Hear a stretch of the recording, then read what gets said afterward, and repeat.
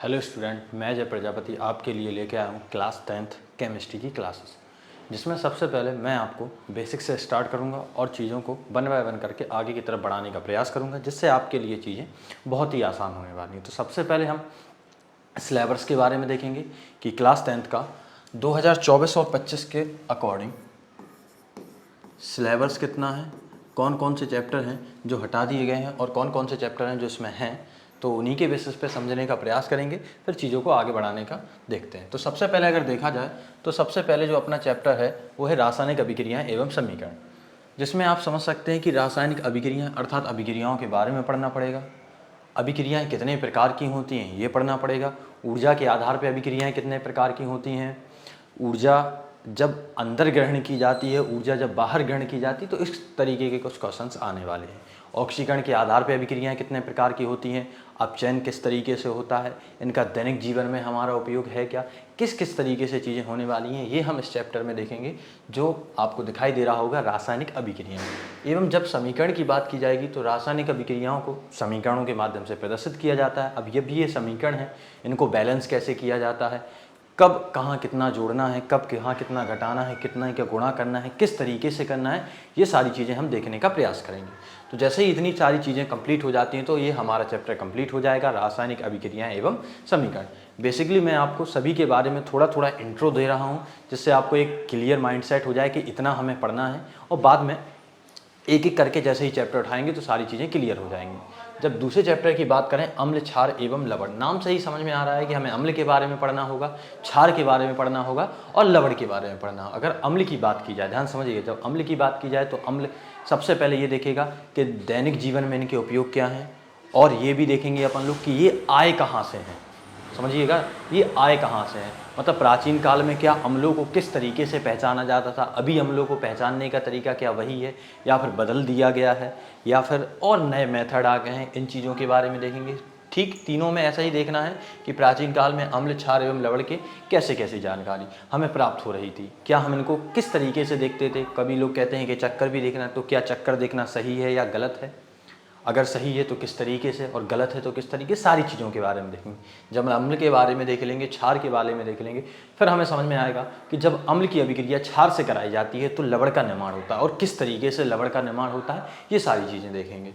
अब जब हमारे लवण का निर्माण हो गया है तो लवण कितने प्रकार के होते हैं ये भी हमें देखना पड़ेगा, और अम्ल की जब क्षार से अभिक्रिया कराती हैं तो कौन कौन सी अभिक्रियाएँ आती हैं, क्या सिर्फ उदासीनीकरण अभिक्रिया आती है जिसके माध्यम से लवण का निर्माण हो रहा है, या फिर और भी अभिक्रियाएं आती हैं, गर्म पे कैसे अभिक्रियाएं करते हैं, जब ठंडा होता है तो कैसे अभिक्रियाएं करते हैं, इन सभी के बारे में हमें जानकारी जुटाना है। और जैसे इतनी चीज़ें हम पढ़ लेंगे तो ये हमारा चैप्टर क्या हो जाएगा, कंप्लीट। और दैनिक जीवन में हम ये भी देख लेंगे कि अम्ल, क्षार एवं लवण के उपयोग क्या क्या होते हैं। इसमें एक टर्म और आएगा, पीएच। पीएच की खोज किसने की, किस तरीके से इसका हम उपयोग करते हैं, पीएच स्केल क्या होता है, ये सारी चीज़ें हम देखने वाले हैं। और जैसे ही इतनी चीज़ें हम कवर कर लेते हैं तो हमारा दूसरा चैप्टर अम्ल, क्षार एवं लवण क्लियर हो जाएगा। फिर हम देखने वाले हैं धातु एवं अधातु। तो सबसे पहले हमें ये पता होना चाहिए कि तत्व जो हैं, तत्वों से धातु आए कैसे हैं, किस परिस्थिति में इनको धातु कहा जाता है, किस परिस्थिति में इनको अधातु कहा जाता है, क्या धातु अधातु ही होते हैं, उपधातुएँ नहीं होती हैं, अगर होती हैं तो किस तरीके से होती हैं। फिर इसके बाद एक क्वेश्चन और आ जाता है, मिश्र धातुएं किस तरीके से होती हैं, क्या सभी की क्रियाशीलता समान होती है या सभी की क्रियाशीलता असमान होती है, इन चीज़ों के बारे में हमें देखना है। और जैसे इन चीज़ों के बारे में देख लेंगे तो फिर हम देखेंगे धातुओं का निष्कर्षण, अर्थात धातुएं हमें प्राप्त कहाँ से हो रही हैं, भूमिगत स्रोतों से प्राप्त हो रही हैं, तो भूमिगत स्रोत से कितनी मात्रा में प्राप्त हो रही हैं, कौन से इनके ऑक्सीकारक हैं, कौन से इनके सल्फाइड हैं, कौन से कार्बोनेट हैं, इन सभी चीज़ों के बारे में हमें जानकारी जुटाने का प्रयास करना है।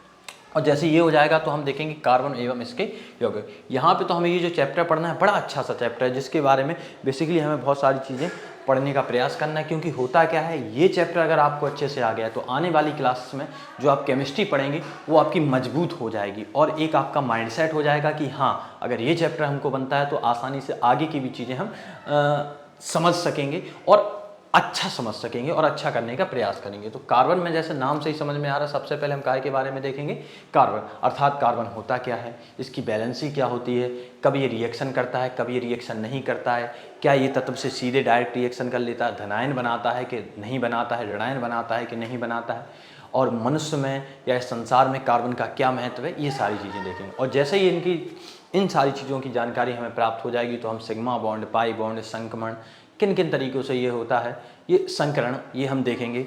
और जब ये सारी चीज़ें देख लेंगे तो इसके हम फिर क्या बनाएंगे, यौगिक। कार्बन के आधार पे पूरी IUPAC बनी है। जब ये सिंगल बॉन्ड बनाता है तो क्या कहते हैं, डबल बॉन्ड बनाता है तो क्या कहते हैं, ट्रिपल बॉन्ड बनाता है तो क्या कहते हैं। जब कार्बन किसी अकार्बनिक यौगिक जैसे नाइट्रोजन है इनसे रिएक्शन करता है या फिर सल्फर से रिएक्शन करता है तो किस तरीके की अभिक्रियाएं होती हैं, ये सारी चीज़ों के बारे में देखने वाले हैं। और फिर इनके यौगिक जब ये करेंगे तो इनके यौगिक भी बनेंगे, जिनमें से दो महत्वपूर्ण यौगिक हैं।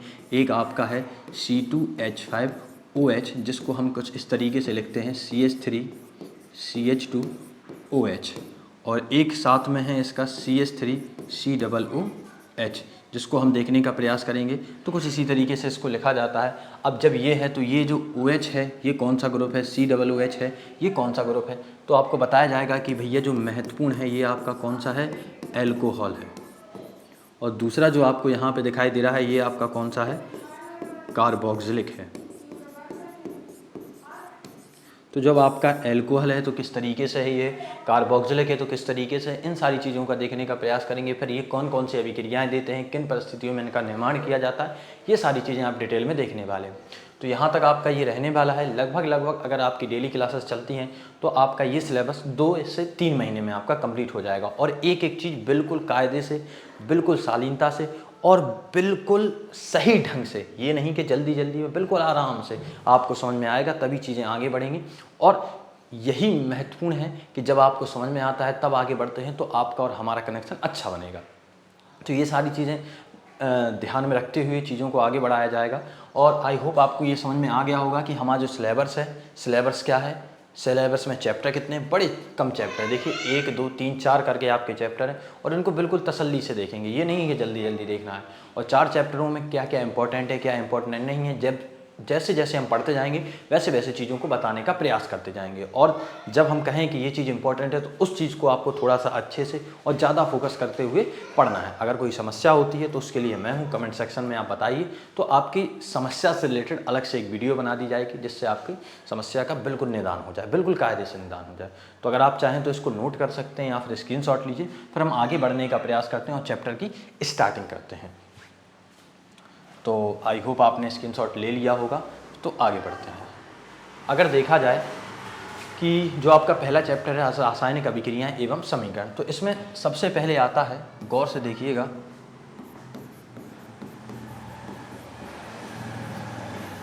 रासायनिक अभिक्रियाएं, जिसको हम बोलते हैं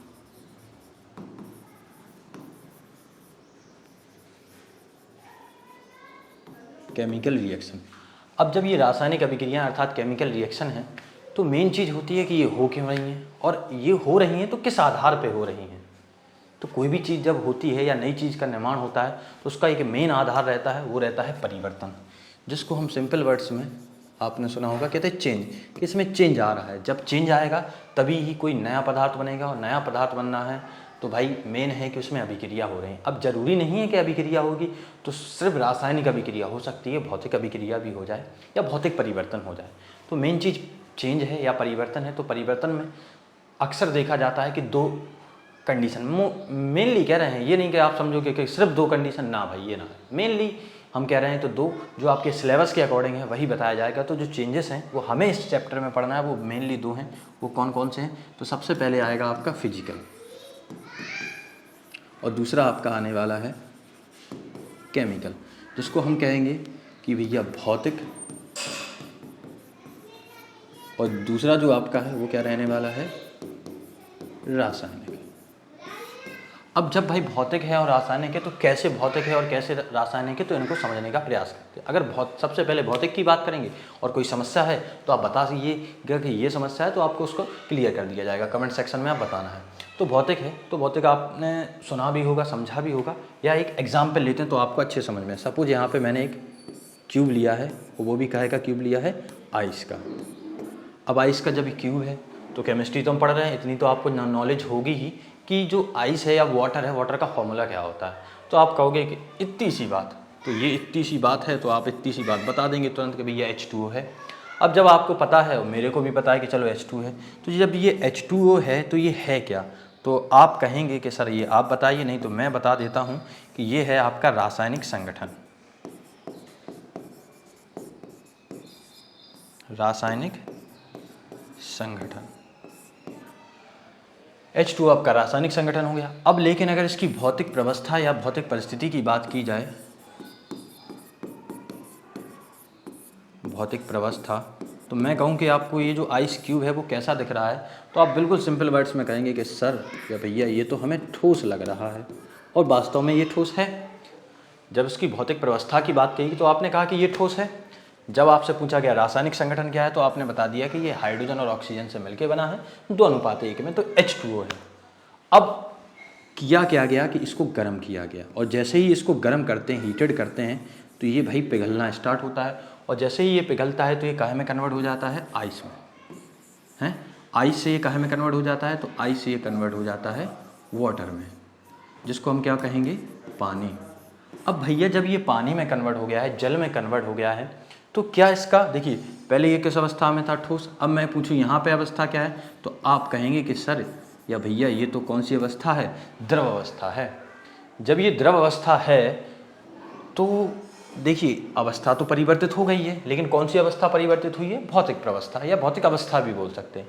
क्या रासायनिक संगठन में चेंज आया है, तो आप कहोगे कि नहीं, पहले भी ये H2O था और अब भी ये क्या है, H2O है, तो भाई कोई चेंज तो आया नहीं है। अब दूसरी परिस्थिति ये है कि कुछ को ऐसा कर दिया जाए, अर्थात जो हीट था, हीट की जगह इसको क्या कर दिया जाए, फ्रीज कर दिया जाए, मतलब इसका तापमान को कम कर दिया जाए। तो जैसे ही आप जल के तापमान को कम करते हैं तो आप देखेंगे कि जो जल है वो दोबारा से काहे में कन्वर्ट हो जा रहा है, आइस में कन्वर्ट हो जा रहा है।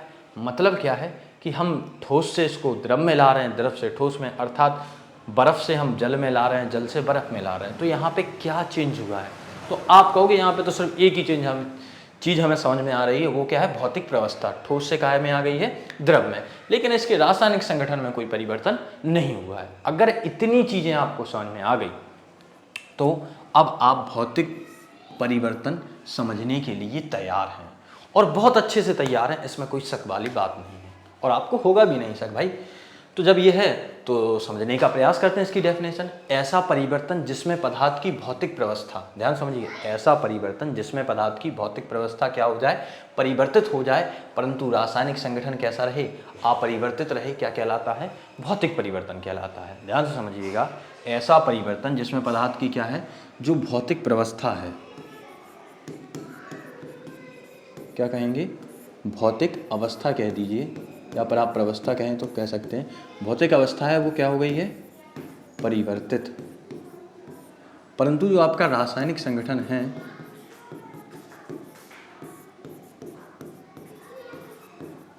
वो कैसा है, अपरिवर्तित। बस ये डेफिनेशन हो गई। क्या बोलेंगे, ऐसा परिवर्तन जिसमें पदार्थ की भौतिक अवस्था परिवर्तित हो जाती है परंतु रासायनिक संगठन अपरिवर्तित रहता है, क्या कहलाता है, भौतिक परिवर्तन कहलाता है। अब यहाँ पे एक मैंने साइन यूज किया है कि ये आगे भी जा रहा है, पीछे भी जा रहा है, मतलब तो ये जो साइन है ये रिवर्सिबल का साइन है। काहे का साइन है, रिवर्सिबल, या इतना समझिए रिवर्स, जिसको हम क्या बोल सकते हैं, उत्क्रमणीय।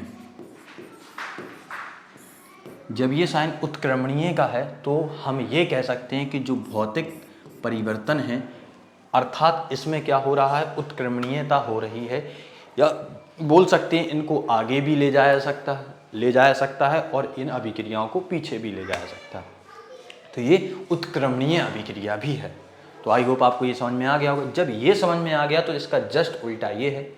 अब आप कहोगे उल्टा का मतलब ये कि भौतिक व्यवस्था यहाँ परिवर्तित हो रही थी तो परिवर्तित नहीं होगी, मतलब अपरिवर्तित, और जो रासायनिक संगठन परिवर्तित, मतलब रासायनिक संगठन अपरिवर्तित था वो परिवर्तित। बिल्कुल आप सही समझे हैं और आप होशियार तो हैं ही। जब होशियार हैं तो भाई सीधा कह सकते हैं कि ऐसा परिवर्तन जिसमें पदार्थ का या पदार्थ की रासायनिक संगठन, पदार्थ का कौन सा संगठन, रासायनिक संगठन क्या हो जाता है भैया, परिवर्तित हो जाता है। क्योंकि कभी कभी ये देखा जाता है कि भौतिक जो व्यवस्था है वो परिवर्तित नहीं हो रही है। अब जब नहीं हो रही है तो फिर अगर आप लिख देंगे कि अपरिवर्तित तो ठीक है, लेकिन कभी कभी परिवर्तित हो गई है, तो यहाँ पे एक दिक्कत वाली बात हो जाती है। जब दिक्कत वाली बात हो जाती है तो सिर्फ अपन इतना ही लिखेंगे कि ऐसा परिवर्तन जिसमें पदार्थ की रासायनिक जो संगठन है वो क्या हो गया है, परिवर्तित हो गया है। तो इस प्रकार का परिवर्तन आपका क्या कहलाएगा, रासायनिक परिवर्तन कहलाएगा। जब आपका रासायनिक संगठन परिवर्तित हो गया है तो कैसे हो गया है, थोड़ा ये भी समझने का प्रयास करते हैं। तो एक सिंपल सा एग्जाम्पल है, उसको समझने का प्रयास करते हैं और यही मैं समझाने का प्रयास कर रहा हूँ आपको। आपने लोहा देखा होगा, फॉर्मूला भी जानते हैं कि भैया, हाँ जानते हैं, आयरन होता है। जब इसका फॉर्मूला आयरन होता है तो करना क्या है, इसमें जंग लगाना है। सिर्फ क्या लगाना है, जंग। अब जंग लगाने के लिए दो चीज़ें महत्वपूर्ण होती हैं, एक पानी और दूसरी वायु। ध्यान समझिएगा, जंग लगाने के लिए दो चीज़ें बहुत महत्वपूर्ण है, एक पानी और दूसरा वायु। अब जब पानी है तो पानी का फॉर्मूला क्या होता है, तो ये आप जानते हैं कि भैया अभी तो देखे थे, पानी अर्थात जल का फॉर्मूला होता है H2O। मैं कहूँ कि वायु का फॉर्मूला, तो आप कहोगे कि वायु का फॉर्मूला ये होता है O2। तो करना क्या है कि जब लोहे में, ध्यान समझिएगा, करना क्या है, जब लोहे में जल तथा वायु को मिलाया जाएगा। अब मिलाने वाली बात नहीं, ये मिल ही जाता है, क्योंकि ऐसा तो है नहीं आप लोहा खरीद के लाएं या लोहे की साइकिल या लोहे के गेटे कुछ भी हैं, तो ऐसा तो है नहीं कि आसमान में या फिर बादलों के ऊपर या कहीं ज़मीन के अंदर गाड़ के लगाएंगे। तो ऐसी जगह पे जहाँ पे क्या है, वायु। अगर आप ऐसी जगह पे लगा रहे हैं कि जहाँ पे वायु है भैया, तो सीधी सी बात यही आ जाती है कि जब वायु है तो वायु से इसको बचाव तो है नहीं, और मनुष्य अपने उपयोग के लिए ला रहा है तो वो जरूर ऐसी जगह पर लगाएगा जहाँ पर वायु अर्थात ऑक्सीजन होगी। जब ऑक्सीजन है और जीने के लिए सबसे आवश्यक जल है, तो जल भी रहेगा, और किसी ना किसी माध्यम से जल उसके कांटेक्ट में आ ही जाता है। जब ऐसा होता है कि लोहे के संपर्क में वायु तथा क्या आता है, जल आता है, तो एक नए प्रकार का फॉर्मूला बनता है जिसको क्या कहते हैं, Fe2O3 इंटू XH2। अब आप देखिए यहाँ पे अगर रासायनिक संगठन की बात करें तो पहले सिर्फ क्या था, आयरन। क्या था, आयरन। लेकिन जब आप यहाँ पे देख रहे हैं तो आपने महसूस किया, बिल्कुल आप समझ पा रहे होंगे कि भैया आयरन से इसमें ऑक्सीजन भी आ गया और जल भी आ गया और जुड़ गए हैं। जब ये बन गया है आयरन ऑक्साइड तथा जल, तो हम क्या कहेंगे, ध्यान समझिए, जब आयरन से क्या बना है, Fe2O3 इंटू XH2। जब ऐसी परिस्थिति बन रही है तो फॉर्मूले में चेंज है, अर्थात रासायनिक संगठन क्या हो गया है, परिवर्तित। और ये जो है इसको हम क्या बोलते हैं, जंग लगा लोहा। अब भैया जब ये जंग लगा लोहा है, और ये जो पहले था ये मात्र क्या था, लोहा, या जिसको हम क्या कह रहे हैं, आयरन। तो ये लोहे से अर्थात लोहा से काहे में कन्वर्ट हो गया है, जंग लगे लोहे में। जब लोहे से जंग लगे लोहे में ये कन्वर्ट हो गया है तो आपका रासायनिक संगठन भी परिवर्तित हो गया है और आपको डेफिनेशन भी समझ में आ गई होगी और उदाहरण तो बहुत अच्छे से समझ में आ गया है।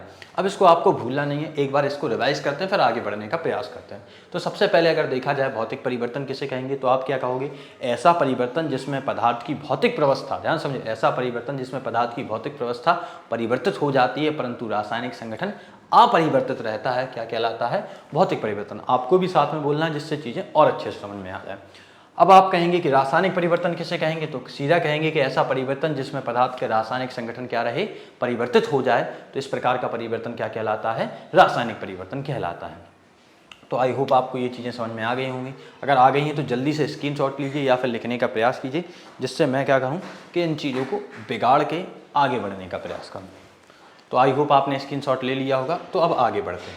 अब है क्या, जब आपने ये समझ लिया है कि भाई रासायनिक परिवर्तन के लिए पहले हमने परिवर्तन समझा, और परिवर्तन में दो चीज़ें देखी हैं, भौतिक परिवर्तन और रासायनिक परिवर्तन। अब जब ये रासायनिक परिवर्तन हो रहा था तो इसमें आपने देखा कि हुआ क्या है कि जो आयरन था अपने पास, हमारे पास क्या था, आयरन, और आयरन से ये काहे में कन्वर्ट हो गया है, Fe2O3 इंटू XH2, मतलब लोहे से ये कन्वर्ट हो गया है जंग लगे लोहे में।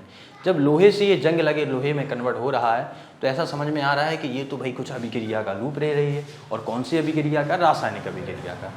तो रासायनिक अभिक्रिया समझने से पहले हम ये समझते हैं कि ये होती क्यों है, फिर रासायनिक समीकरण समझेंगे, और जैसे ही रासायनिक समीकरण समझेंगे या रासायनिक अभिक्रिया समझेंगे तो चीज़ें और अच्छे से क्लियर होंगी। तो सबसे पहले हम समझते हैं, ऑर्डर वाइज समझने का प्रयास करें तो पहले यही समझ लेना है कि रासायनिक अभिक्रियाएं किन्हें कहते हैं। रासायनिक अभिक्रिया, जिसको हम क्या कह रहे हैं, केमिकल रिएक्शन। अब जो केमिकल रिएक्शन है तो हुआ ऐसा समझिए कि हमने कुछ एक तरीके का पदार्थ लिया है, अब हमने भैया दूसरे तरीके का पदार्थ लिया है यहाँ पे। अब जब हमने एक तरीके और दूसरे तरीके के पदार्थ लिए, दोनों को मिक्स कर दिए, तो हमने देखा कुछ इस तरीके के पदार्थ बना है, जो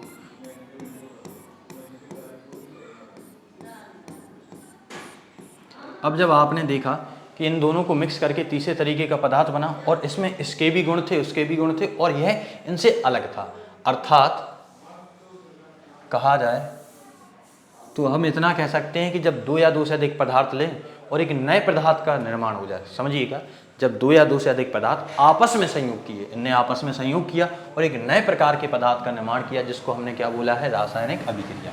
ध्यान से समझिएगा, दो या दो से अधिक पदार्थ आपस में संयोग करके, मैंने क्या कहा है, दो या दो से अधिक पदार्थ आपस में संयोग करके जब एक नए प्रकार के पदार्थ का निर्माण करते हैं, तो इसको हम क्या बोलते हैं, रासायनिक अभिक्रिया। आई होप ये आपको समझ में आ गया होगा। तो मैं क्या कह रहा हूँ, दो या दो से अधिक पदार्थ, दो या दो से अधिक पदार्थ आपस में संयोग करके, आपस में संयोग करके एक नए प्रकार के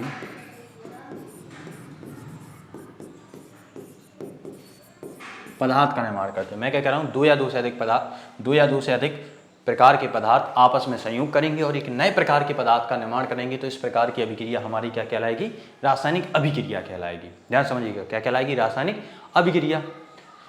तो जब रासायनिक अभिक्रिया हो गई है, लेकिन अब क्वेश्चन ये आता है कि आपस में संयोग करना ही क्यों है, नहीं करो भाई, दो चीज़ें रखी हैं, क्या जरूरी है कि आपस में संयोग कर, नहीं करो। तो यहाँ आता है कि क्वेश्चन कि रासायनिक अभिक्रियाएं क्यों होती हैं। क्वेश्चन क्या आएगा कि रासायनिक अभिक्रियाएं क्यों होती हैं। अब भैया क्वेश्चन जब ये आ गया कि रासायनिक अभिक्रियाएं क्यों होती है, तो इसको समझने का भी प्रयास करना है कि क्यों का रीज़न। तो ऐसा समझिएगा कि कोई भी चीज़ है वो क्या चाहता है, स्टेबल। स्टेबल का मतलब क्या है, या स्टेबिलिटी कह लीजिए, तो हम क्या कह सकते हैं, स्थायित्व। मतलब क्या, जैसे मैं हूँ या आप हूँ, तो आप लोग क्या चाहते हैं कि भैया हमारा एक बढ़िया सा घर बन जाए और उस घर में रहें। अब जब घर बन जाए तो उसके लिए क्या करनी, मेहनत करनी पड़ेगी, मतलब तब आपका स्थायी पता हो जाएगा कि नहीं हो जाएगा। तो जब स्थायी पता चाहिए है, घर बनाना है, तो मेहनत करना है। अब मेहनत करना तो ठीक है, लेकिन उसके लिए मेहनत करने के बाद पैसे आएंगे, तभी चीज़ें हो पाएंगी। तो सीधा सीधा ये है कि अगर किसी को स्थायित्व की प्राप्ति करनी है तो कुछ ना कुछ करना पड़ेगा। अब कुछ ना कुछ कैसे, जैसे मनुष्य है तो भैया मनुष्य तो मेहनत करेगा, मतलब पैसे कमाने का प्रयास करेगा, जॉब करेगा, ये करेगा, वो करेगा। लेकिन अपने पास कोई तत्व है या जो पदार्थ है या जिसको हम यौगिक कह सकते हैं, भैया ये कौन सी मेहनत करने लगे या ये क्या करने लगे, तो इनका ऐसा नहीं है। तो अब जब इनका ऐसा नहीं है तो फिर कैसा है, तो इनमें मेन रहता है एनर्जी लेवल।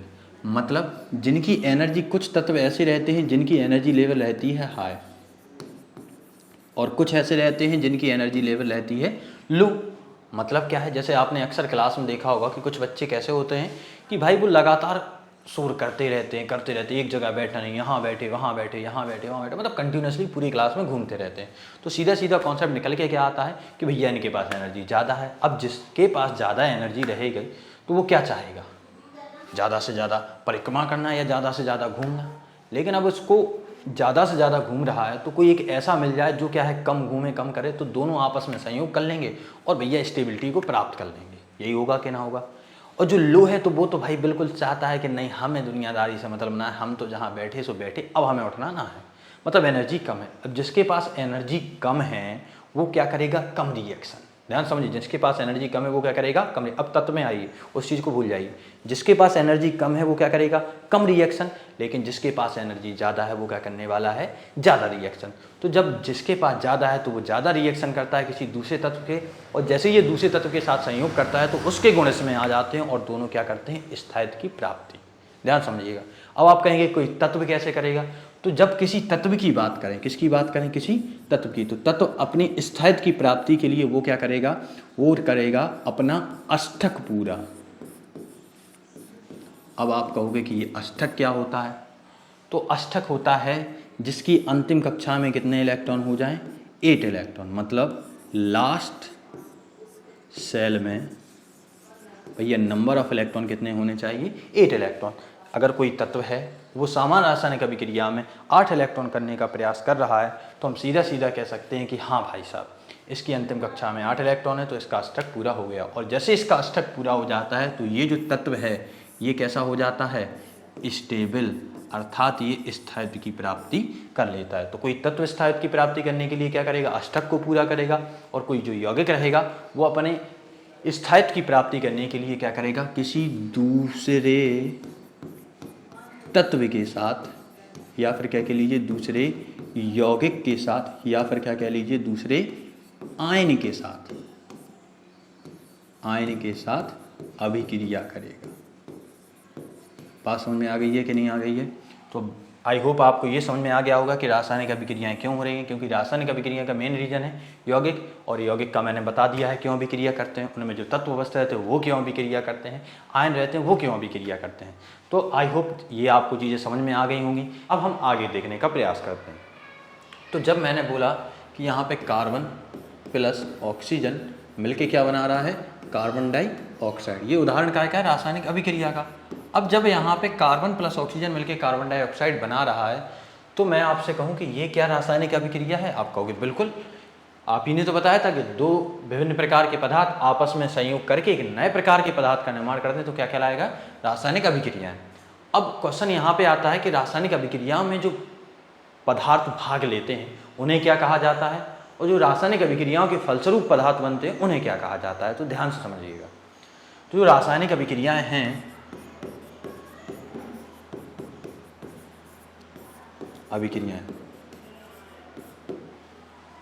इनमें भाग लेने वाले पदार्थ, तो क्या बोलेंगे? भाग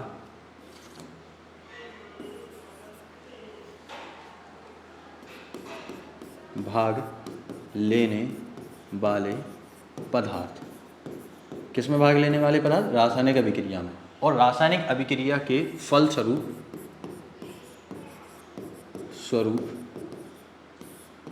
बनने वाले या वाला पदार्थ। ध्यान सुनिएगा, मैंने क्या कहा है कि रासायनिक अभिक्रिया कोई हो रही है तो इसमें क्या कुछ पार्ट को अपन लोगों ने लिया था और उनके फलस्वरूप कुछ पार्ट बने हैं, या कुछ मान चलो एक ही पार्ट बना है। तो जो रासायनिक अभिक्रिया में भाग लेने वाले पदार्थ होते हैं उन्हें हम क्या कहते हैं भैया? सिंपल लैंग्वेज में अभिकारक। उन्हें क्या कहा जाता है? अभिकारक। अब हुआ क्या कि रासायनिक अभिक्रिया में जिनने भाग लिया वो तो अभिकारक कह रहा है, लेकिन रासायनिक अभिक्रिया के फलस्वरूप जो पदार्थ बना वो क्या कहलाएगा? तो वो आपका क्या कहलाएगा? उत्पाद। जिसको हम एक को बोल सकते हैं कि रिएक्टेंट, और दूसरा आपका क्या कहलाता है? प्रोडक्ट। तो जब आपका एक रिएक्टेंट है दूसरा प्रोडक्ट है तो चीज़ें क्लियर है। अब मैं कहूँ कि इसमें पहचान के बताइए, तो एरो के जो पहले है, मतलब जहाँ एरो की क्या है? टेल है, तो जहाँ एरो की टेल है वो तुम्हारे क्या कहलाएंगे? अभिकारक। क्या कहलाएंगे? अभिकारक। और जहाँ एरो का हेड है उसके फलस्वरूप जो पदार्थ बनना है वो आपके क्या कहला रहे हैं? उत्पाद। तो रासायनिक अभिक्रिया में जो भाग लेने वाला पदार्थ है वो आपका क्या कहलाएगा? अभिकारक। और रासायनिक अभिक्रिया के जो फलस्वरूप बनने वाला पदार्थ है वो आपका क्या कहला रहा है? उत्पाद। तो आई होप आपको ये चीज़ें क्लियर हो गई होंगी। अब आप कहेंगे कि क्या इसी में है कुछ और रिएक्शन बताइए। तो जैसे मैं एक रिएक्शन ले रहा हूँ यहाँ पे, HCl प्लस का NaOH इज गिवन बाय, तो बनेगा क्या? NaCl प्लस का H2O। समझिएगा। तो यहाँ पे क्या होगा कि अब मैं कहूँ कि अभिकारक कौन है, तो आप कहोगे ये जो पदार्थ हैं जो भाग ले रहे हैं वो आपका क्या कहलाएंगे? अभिकारक। और यहाँ पे जो पदार्थ है ये जो बन रहा है वो आपका क्या कहलाएगा? उत्पाद। तो यहाँ जो पदार्थ बना है वो आपका क्या कहला रहा है? उत्पाद। और जो भाग ले रहा है वो आपका क्या कहला रहा है? अभिकारक। अब मैं अगर एक क्वेश्चन आपके लिए दूं या दो क्वेश्चन दे रहा हूं जो आपको करके दिखाना है और इसके आंसर कमेंट सेक्शन में बताएं। जैसे यहाँ पे मैंने क्या किया, H2 प्लस O2 मिल के बना दिया क्या? H2O। अब यहाँ पे आप बताइए क्या हुआ है। और दूसरा मैंने क्या किया, एक और सब्सटेंस ले लिया AgCl प्लस NaNO3 और इसके फलस्वरूप क्या बन गया है? NaCl plus AgNO3। एक और उदाहरण के तौर पे ले लीजिए Cu plus H2SO4 is given bye क्या बना है CuSO4 प्लस के H2।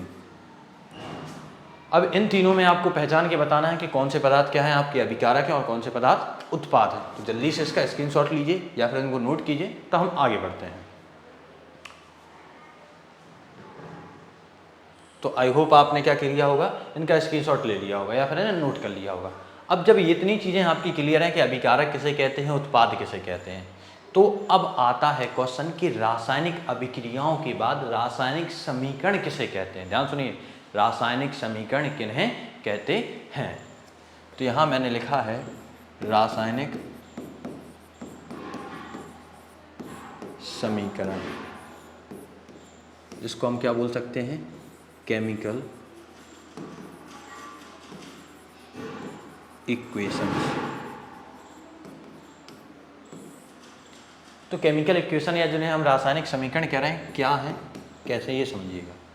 तो जब रासायनिक समीकरण की हमसे बात की जा रही है तो आपने एक रिएक्शन ली थी बड़ी simple, C+O2 is given bye CO2। अगर मैं आपसे कहूं कि ये जो लिखा है वो क्या रासायनिक समीकरण के रूप में लिखा है, आप कहोगे हाँ।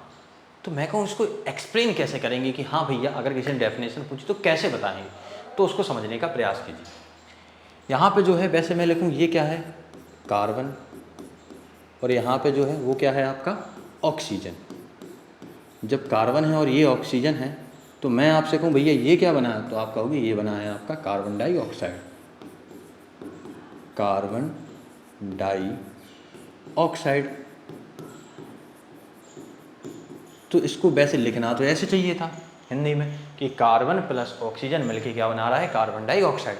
लेकिन आपने इसको लिखा कैसे है, C+O2 फिर एरो फिर CO2। ऐसा क्या है जो इसमें और इसमें भिन्नता प्रदर्शित कर रहा है, जो इनको अलग अलग करने का प्रयास कर रहा है। तो आप कहोगे कि यहाँ पे हमने सिंबल्स के फॉर्म में लिख लिया कि जो कार्बन है, कार्बन का एक सिंबल मान लिया C, इसको लिख दिया। ऑक्सीजन को एक अलग सिंबल से डिनोट कर लिया O2, और यहाँ पे ऐसा, मतलब प्रतीक माने हैं आपने। क्या किया आपने कि जो कार्बन था, कार्बन के प्रतीक को कैसे प्रदर्शित कर लिया, O, कि C से कि O से। आप कहोगे नहीं सर, अभी तो आपने बताया कि कार्बन को कैसे कर लिए, C से। अब मैं कहूँ O2, तो O2 को आप कैसे प्रदर्शित कर लिया है, ऑक्सीजन जो है, ऑक्सीजन को हमने कैसे प्रदर्शित कर लिया है, O2 से। तो मतलब ये क्या हो गए हैं इनके प्रतीक। सर मैं कहूँ क्या सिर्फ आपने प्रतीक को यूज़ किया है, नहीं सर, मैंने यहाँ पे एक चीज़ और यूज़ की है, वो है एरो। अब जब आपने यहाँ पे एरो यूज़ किया है तो एरो क्या है, एक चिन्ह। क्या है, चिन्ह। तो समझिएगा कि हमने रासायनिक अभिक्रिया ली और रासायनिक अभिक्रियाओं को हम प्रतीकों से और कैसे प्रदर्शित कर रहे हैं, चिन्हों से प्रदर्शित कर रहे हैं। तो रासायनिक अभिक्रिया थी कि नहीं थी, तो रासायनिक अभिक्रिया को प्रतीकों एवं चिन्हों के माध्यम से, ध्यान समझिएगा, रासायनिक अभिक्रियाओं को प्रतीकों एवं चिन्हों के माध्यम से प्रदर्शित करना क्या कहलाता है, रासायनिक समीकरण। बिल्कुल क्लियर समझिएगा, रासायनिक अभिक्रियाओं को प्रतीकों एवं चिन्हों से के माध्यम से प्रदर्शित करना क्या कहलाता है, रासायनिक समीकरण। और ये बात आपकी बुद्धि में बहुत अच्छे से आ गई है। तो मैं आपके लिए यहाँ डेफिनेशन लिख दूँ कि रासायनिक अभिक्रियाओं को, रासायनिक अभिक्रियाओं को प्रतीकों एवं चिन्हों के माध्यम से, प्रतीकों एवं चिन्हों के माध्यम से प्रदर्शित करना, प्रतीकों एवं चिन्हों के माध्यम से प्रदर्शित करना क्या कहलाता है, रासायनिक समीकरण कहलाता है। तो आपकी डेफिनेशन भी क्लियर हो गई है, एग्जाम्पल भी हो गया है सारी से। अब मैं आपसे कहूँ को एक आध और बता दूँ, तो मैं कह दूँ सोडियम, तो आप सोडियम को क्या लिख दोगे, Na, oxygen O2, sodium oxide तो क्या लिखोगे, Na2O। तो इसको आपने जो लिखा है ये O है भैया, थोड़ा सा ध्यान करे रहना, ठीक है। तो ये जो लिखा है, मैंने बोला सोडियम लेकिन आपने लिखा क्या है, Na, मैंने बोला ऑक्सीजन लेकिन आपने लिखा क्या है, O2। तो जो मैं बोल रहा हूँ उसको आप काहे के माध्यम से लिख रहे हो, प्रतीकों के माध्यम से लिख रहे हो, चिन्हों का यूज़ कर रहे हो, तभी जाके ये आप क्या क्या बन रहे हैं, रासायनिक समीकरण बन रहे हैं। तो रासायनिक समीकरण जो बन रहा है उसमें मेन योगदान काय का है, प्रतीकों एवं चिन्हों का। तो जो भी रासायनिक अभिक्रिया है उसको प्रतीकों एवं चिन्हों के माध्यम से प्रदर्शित करना क्या कहलाता है? आपका रासायनिक समीकरण कहलाता है। आई होप इसमें आपको कोई प्रॉब्लम नहीं होगी। अब जो आपने रासायनिक समीकरण बनाए हैं, रासायनिक अभिक्रियाएं की हैं, इनको हमें क्या करना है? बैलेंस करना सीखना है। अब आप कहोगे बैलेंस क्या होता है, तो समझते हैं, फिर चीज़ें क्लियर करेंगे। तो इसका जल्दी से स्क्रीनशॉट या जो भी आप लिखना चाहें तो लीजिए, फिर आगे बढ़ते हैं। तो आपने ले लिया होगा। अब आगे तो मैं क्या कह रहा हूँ, जो रिएक्शन है उनको क्या करना है? बैलेंस, या फिर कह देंगे बैलेंस्ड इक्वेशन। तो ये जो बैलेंस्ड इक्वेशन है, या फिर क्या बोलेंगे? संतुलित।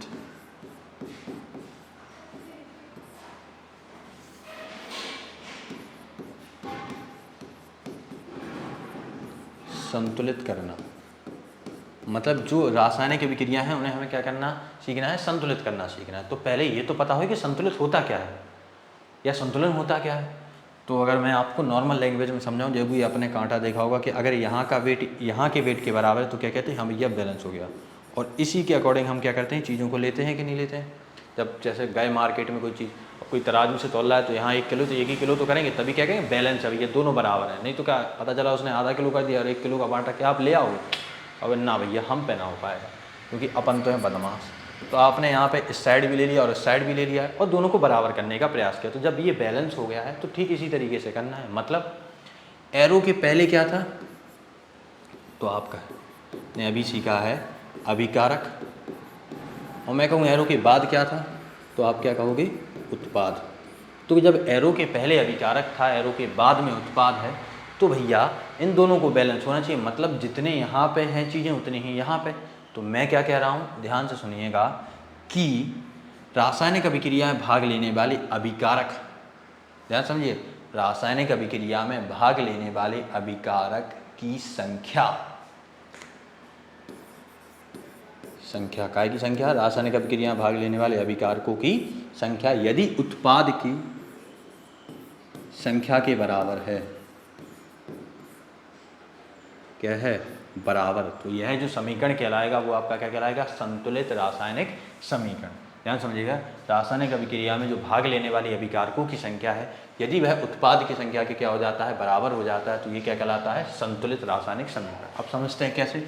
एक बहुत सिंपल सी रिएक्शन जो अभी जैसे अपन लोग कर रहे थे, जैसे C+O2 और इन्होंने मिलके क्या बना दिया? CO2। तो मैं कहूँ कार्बन यहाँ कितने हैं? 1। मैं कहूँ ऑक्सीजन कितने हैं? तो आपको यहाँ देखना है 2। यहाँ मैं कहूँ कार्बन, अब ये मत देख लेना कि 2 नहीं भाई, ये 2 का गुणा है वो सिर्फ ऑक्सीजन में है। तो कार्बन कितने हैं? 1। यहाँ ऑक्सीजन कितने हैं? 2। अब मैं कहूँ तुलना करो, तो कार्बन 1, ऑक्सीजन 2, तो ये बराबर है। तो ये जो इक्वेशन है, ये कैसी इक्वेशन है? संतुलित समीकरण। कैसी इक्वेशन है? बैलेंस्ड इक्वेशन, या जिसको अपन लोग क्या बोलेंगे? संतुलित समीकरण। अब मैं आपको अगली दूं और मैं आपसे कहूं कि H2 + O2 is given bye H2O। तो भैया ये क्या बैलेंस है? तो देखते हैं कहना है। आपने कहा था पहले दोनों साइड के लिख लो, तो हाइड्रोजन 1, ऑक्सीजन कितने हैं? 2। सही लिखा है मैंने? आप कहोगे नहीं, यहाँ तो हाइड्रोजन आपको 2 दिख रहे हैं, तो भैया 2 लिख लो फिर।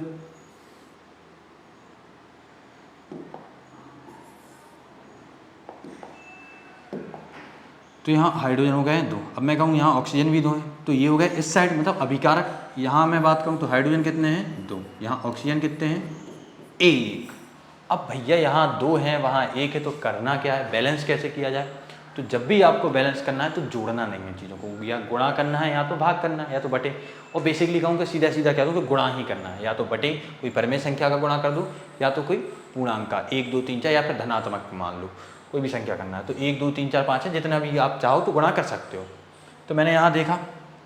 अब कुछ गलतियाँ क्या करते हैं कि जैसे इसको मैं कहूँ बैलेंस में बनाओ, तो कुछ क्या करेंगे? H2 प्लस जहाँ O2 है यहाँ पे है, तो हमने क्या किया? H2O था, तो हमने भी यहाँ पे O लगा दिया। और यही भैया सबसे बड़ी क्या होती है? गलती। क्या होती है? गलती। अगर आपने ये किए तो आप अपने हाथ से कान में घा लें। यही है ना, क्योंकि भैया ऐसा नहीं करना है, क्योंकि बना क्या था? जल का अणु, और यहाँ पे जो आप बना रहे हैं ये चेंज ही हो गया है कंपोनेंट, ये हाइड्रोजन पर ऑक्साइड हो गया है। तो जल के अणु को बैलेंस करना है, ना कि जल के अणु से कोई दूसरा अणु बना देना। अगर आप बना देते हैं तो भैया गलती है आपकी, और सरासर आप ही की गलती है। तो जब ऐसा है तो फिर क्या किया जाए? तो यहाँ पे जो भी आपको करना है, जैसे भी करना है, या आप जो भी कुश्ती लड़ना चाहते हैं तो भैया वो कहाँ पे लड़िए, इसके आगे। अर्थात यहाँ जो आपने H2O लिखा है वो यहाँ पे कोई भी संख्या का गुणा करेंगे, या तो यहाँ पे करेंगे या तो यहाँ पे, और इनके यहाँ जो नीचे वाला पोर्शन है यहाँ पे कारस्तानी करने की बिल्कुल आवश्यकता ना है। अगर आप नहीं करते हैं तो चीज़ें क्लियर हो जाएंगी। तो आप कहोगे फिर कैसे, तो जब ये दो हैं ये दो हैं, तो अगर मैं यहाँ 2 लगा रहा हूँ तो भैया हाइड्रोजन तो हो जाएंगे 4 और ऑक्सीजन कितने हो जाएंगे 2। तो मैं कह रहा हूँ प्रॉब्लम क्या है, तो आप कहोगे अच्छा यहाँ तो हाइड्रोजन 2 थे वहाँ 4 हो गए, फिर कोई दिक्कत वाली बात है। जैसे आपने यहाँ पे 2 लगाया था यहाँ पे भी 2 लगा दीजिए, तो अब हाइड्रोजन इनके कितने हो गए हैं 4, ऑक्सीजन कितने हो गए हैं 2। तो देखिए जब यहाँ हाइड्रोजन 2 हैं, यहाँ हाइड्रोजन यहाँ हाइड्रोजन 4 हैं और यहाँ भी हाइड्रोजन कितने हैं 4, और यहाँ ऑक्सीजन 2 हैं और यहाँ भी ऑक्सीजन कितने हैं 2। तो भैया अब बैलेंस हो गई कि नहीं हो गई है। तो समझिएगा जो कुछ भी हमें करना है वो आगे की तरफ करना है, और जहाँ आवश्यकता पड़ी वहीं पे, ये नहीं अपने मन से कहीं पे भी कर दें। तो ये चीज़ अगर आपको समझ में आ गई हैं और आपको और प्रैक्टिस करना है तो उसके लिए मैं आपको 7, 8 हो सकता है 10 समीकरण यहीं पे बैलेंस करके बताता हूँ। मैं कर लूँ, इसके बाद आपको नहीं करना है, मेरे करने से पहले आपको करना है, तभी आप सीख पाएंगे। और सीखने की यही प्रोसेस है कि भैया पहले आप कीजिए, अगर कहीं गलती हो रही है तब हमारा देखिए।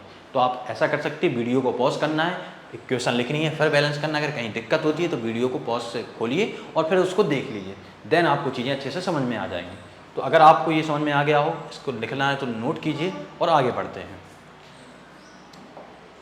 अब इसके लिए मैं लिख के लाया हूँ ऑलरेडी पहले से ही कुछ समीकरण है, तो देखते हैं। जिसमें सबसे पहले मैं आपके लिए लिख दे रहा हूँ, ध्यान समझिएगा। यहाँ पे इन्होंने जैसे लिखा है Cu प्लस का O2 is given by CuO। अब उन्होंने आपसे किया है कि बैलेंस कीजिए, तो आपको मैं 10 तक गिनती गिनना हूँ, तब तक आपको इसको बैलेंस करके दिखाना है।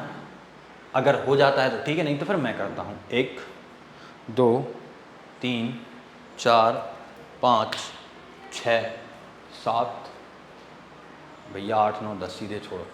अब जब ये हो रहा है तो ठीक है, नहीं हो रहा है तो कोई दिक्कत वाली बात ना है, तो इनको बैलेंस करने का प्रयास कीजिए। देखिए अगर यहाँ देखा जाए कॉपर कितना है, तो कॉपर 1 है, ऑक्सीजन कितना है 2 है।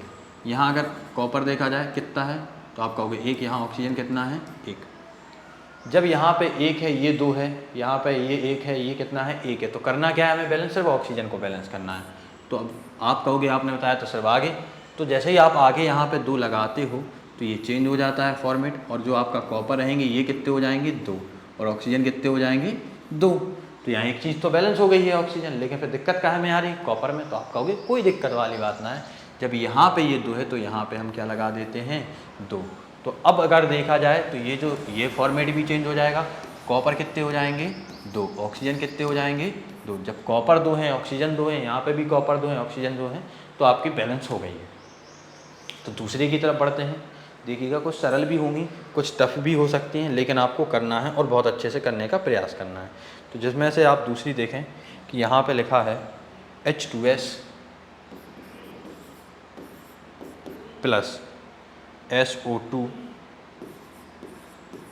Is given bye S plus H2O। जब ऐसा, अब इसको अगर आपको बैलेंस करना है तो बताइएगा। तो आप कहोगे कि भैया यहाँ पे पहले बैलेंस करना है तो चीज़ें देखनी पड़ेंगी। तो आपने सबसे पहले देखा हाइड्रोजन, तो हाइड्रोजन कितने थे 2, यहाँ पे भी आपने हाइड्रोजन देखा तो कितने थे 2।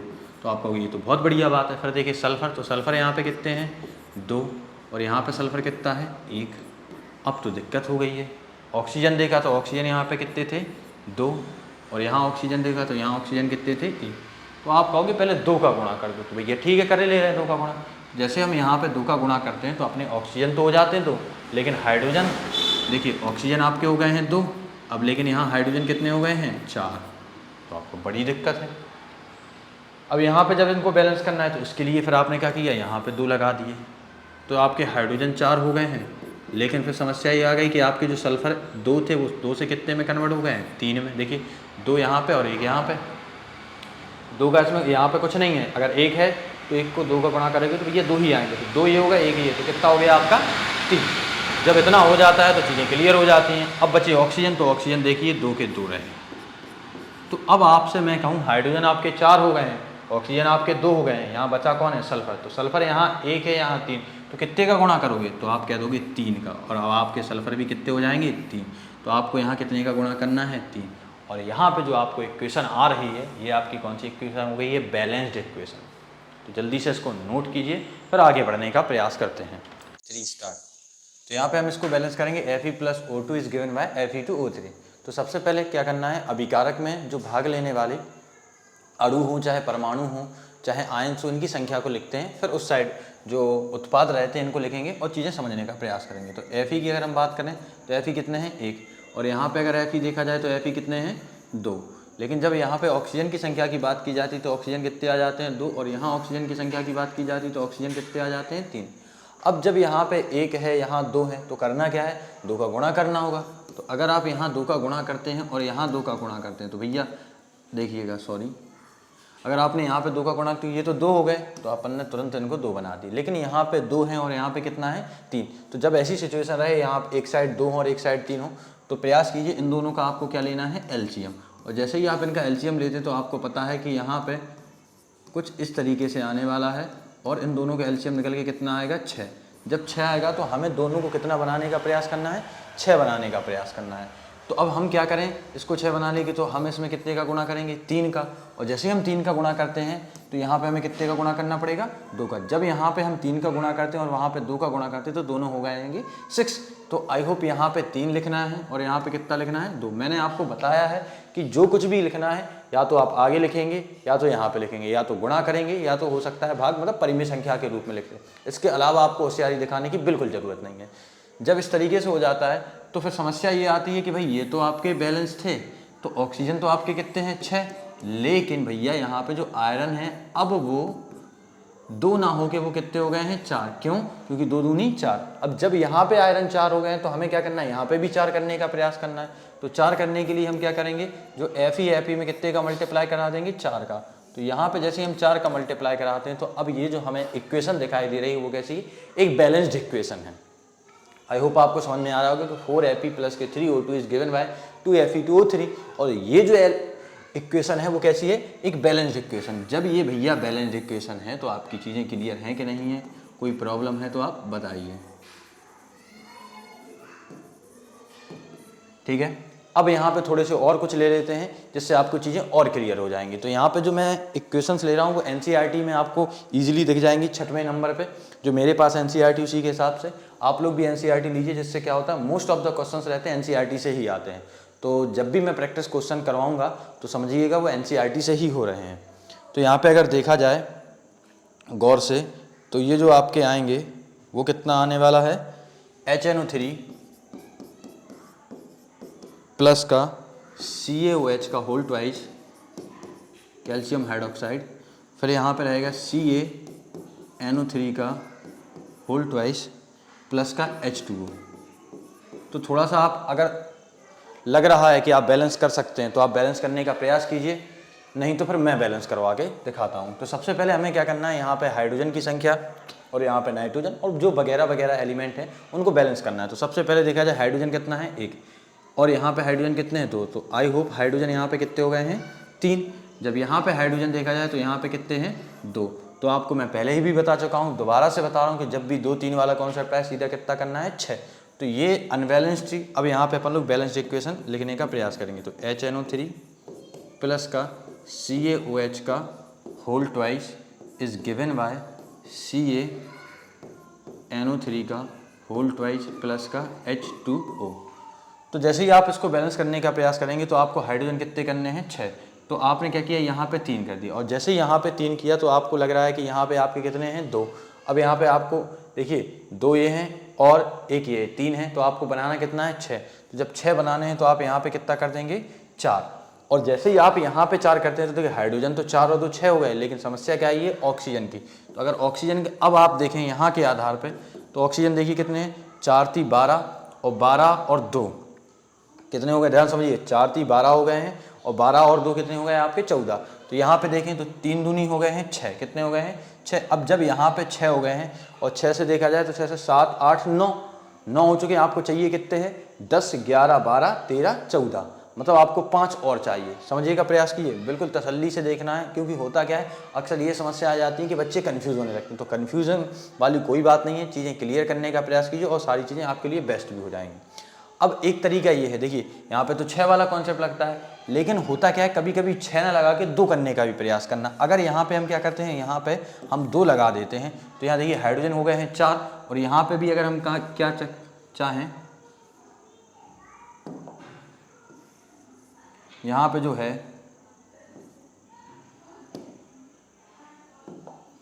तो जैसे ही हम लिखते हैं जो अपना H2O है, अब H2O को करना क्या है, यहाँ पे जो आपने NO3 का होल ट्वाइज लिखा था, तो यहाँ पे जो आपने 2 जैसे ही लगाए हैं, तो यहाँ पे भी हाइड्रोजन पे कितना लगाने का प्रयास करना है, 2। तो जब आपने यहाँ पे 2 लगाया तो देखिए 2 और 2 हो गए हैं 4, और यहाँ पे भी हाइड्रोजन कितने हो गए हैं 4। अब जब ये 4 हो गए हैं, NO3 को अगर पूरा देखा जाए तो NO3 2 हैं, और यहाँ पे भी NO3 कितने हैं, तो कोई दिक्कत नहीं है। कैल्शियम यहाँ पे 1 है, यहाँ पे कैल्शियम 1 है, हाइड्रोजन देख लीजिए हो गया बैलेंस। अब ऑक्सीजन बचते हैं लास्ट में, तो 2 हैं एक्स्ट्रा के, 2 यहाँ पे एक्स्ट्रा के। तो आई होप आपको समझ में आ गया कि सिर्फ 2 लगाने से, कितने लगाने से, 2 लगाने से जो आपका समीकरण रहेगा वो कैसा हो जाएगा, एक बैलेंस्ड इक्वेशन में क्या हो जाएगा, कन्वर्ट हो जाएगा। कोई प्रॉब्लम है तो बताइएगा, नहीं तो इसको नोट कीजिएगा। अब हम आगे की तरफ बढ़ने का प्रयास करते हैं। मैं चाहता हूं कि जितने भी रहें आपकी चीज़ें क्लियर हो जाएं, और जब जितने ज़्यादा आप एग्जाम्पल करेंगे उतने ही चीज़ें अच्छे से क्लियर होती जाएंगी। तो दूसरा एग्जाम्पल लेते हैं, जैसे यहाँ पे लिखा है NaOH plus H2SO4 is given bye Na2SO4 plus H2O। अब जब ऐसा आप लिख रहे हैं तो देखिएगा होगा क्या कि सबसे पहले आपको क्या करना है, सोडियम को बैलेंस करना है। तो सोडियम को बैलेंस करने के लिए आप क्या कहेंगे, देखिए वहाँ पे आपने देखा है कि भाई यहाँ पे कैसे थे 2, और यहाँ पे कितने 1। तो आपने जैसे ही यहाँ पे 2 लगाया है तो बहुत सारी चीज़ों में चेंजेस देखने को मिलेंगे। अब वो कौन कौन सी चीज़ें हैं ये समझने का प्रयास करते जाइएगा, साथ ही साथ में आप लगाएंगे तो और भी चीज़ें आपके लिए बहुत अच्छी होने वाली हैं। तो सोडियम यहाँ पे 2 हो गया, यहाँ पे 2 है। अब सल्फर देखा जाए और साथ में ऑक्सीजन, तो SO4 देख लीजिए, यहाँ पे 1 है, यहाँ पे SO4 कितना है 1, तो कोई दिक्कत नहीं है। अब हाइड्रोजन देखिए तो यहाँ 2 और 1 कितना हो रहा है 3, लेकिन यहाँ पे 2 आगे लगे हैं तो कितने हो गए हैं 4, यहाँ पे हैं 2, तो अपन को कुछ नहीं करना है, सिर्फ कितना लगा देना है 2, तो हाइड्रोजन आपके हो गए हैं 4। और यहाँ पे ऑक्सीजन 2 है, यहाँ पे ऑक्सीजन 2 है, और आपकी जो समीकरण है वो कैसा हो गया है, बैलेंस। क्या हो गया है, बैलेंस। अब आप इसको देख लीजिए, सोडियम 2, तो यहाँ पे भी सोडियम 2, देखिए लिख के और अच्छे समझ में आ जाएगा। सोडियम हो गए हैं 2, ऑक्सीजन देखा जाए तो 2 यहाँ पे 4 यहाँ पे, तो ऑक्सीजन कितने हो गए 6। हाइड्रोजन देखा जाए तो 2 और ये 2 हो गए हैं 4। यहाँ पे देखिए आप तो सोडियम कितने हैं 2, और सल्फर और देख लीजिए तो सल्फर की जो संख्या है वो कितनी है 1, तो यहाँ पे हो गए हैं 2। अब ऑक्सीजन देखें यहाँ तो 4 ये हैं 2 ये हैं, तो कितने हो गए हैं 6। यहाँ पे देखिए हाइड्रोजन तो 2 दूनी हो गए हैं कितने 4। यहाँ पे सल्फर देखिए, सल्फर कितना हो गया 1। जब दोनों पक्षों में भाग लेने वाले परमाणुओं, अणु, आयन और जो भी तत्व रहते हैं उनकी संख्या अगर बराबर हो जाती तो इस प्रकार का जो समीकरण रहता है वो कैसा कहलाता है, एक बैलेंस समीकरण कहलाता है। तो आई होप आप देख पा रहे होंगे इसको कि ये जो समीकरण है वो कैसा है, एक बैलेंस समीकरण। तो ये भी चीज़ें क्लियर हो गई होंगी। क्लियर है कि नहीं है? तो जब ये क्लियर है तो एक और क्वेश्चन लेते हैं, 2 क्वेश्चन और लूँगा जिससे आपको लगभग सारी चीज़ें जो भी डाउट होने वाले हैं वो क्लियर हो जाएंगे और सारी चीज़ें बहुत ही अच्छे से समझ में आ जाएंगी। अगला क्वेश्चन है आपके लिए, स्क्रीन पे देखिए, NaCl प्लस AgNO3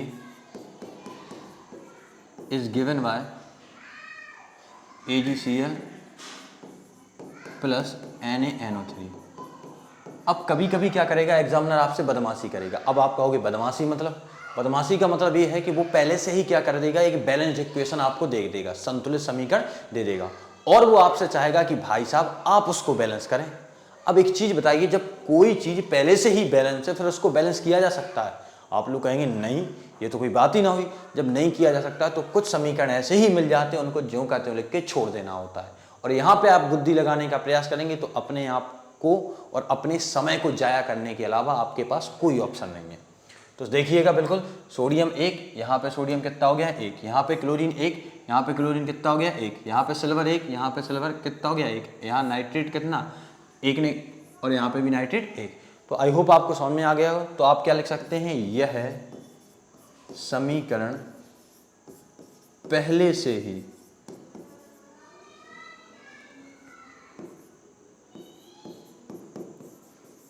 कैसा है, संतुलित है।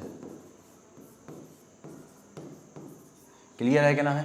अब यहां पे अगर आप और देखें तो यहाँ पे पहले लिखा है BaCl2 plus H2SO4 is given by BaSO4 plus HCl।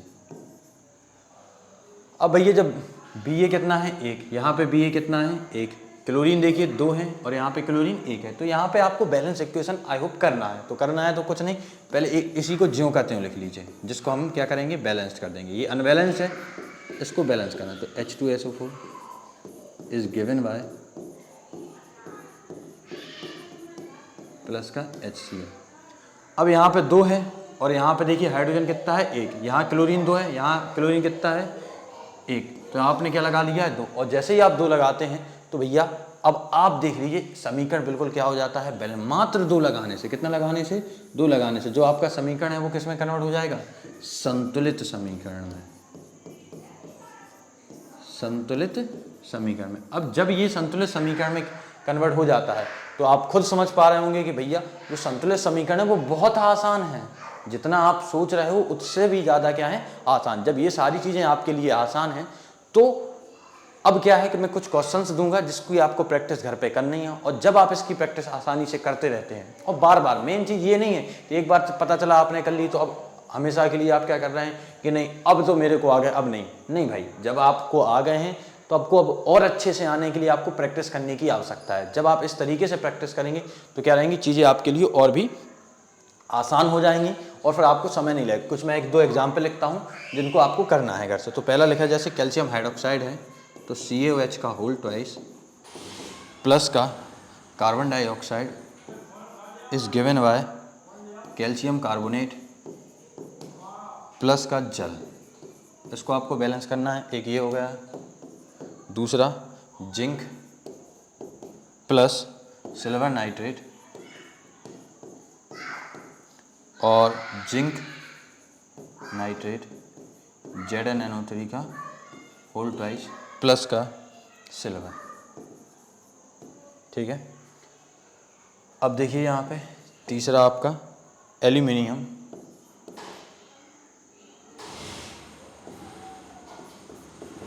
Plus CuCl2 is given bye aluminium chloride AgCl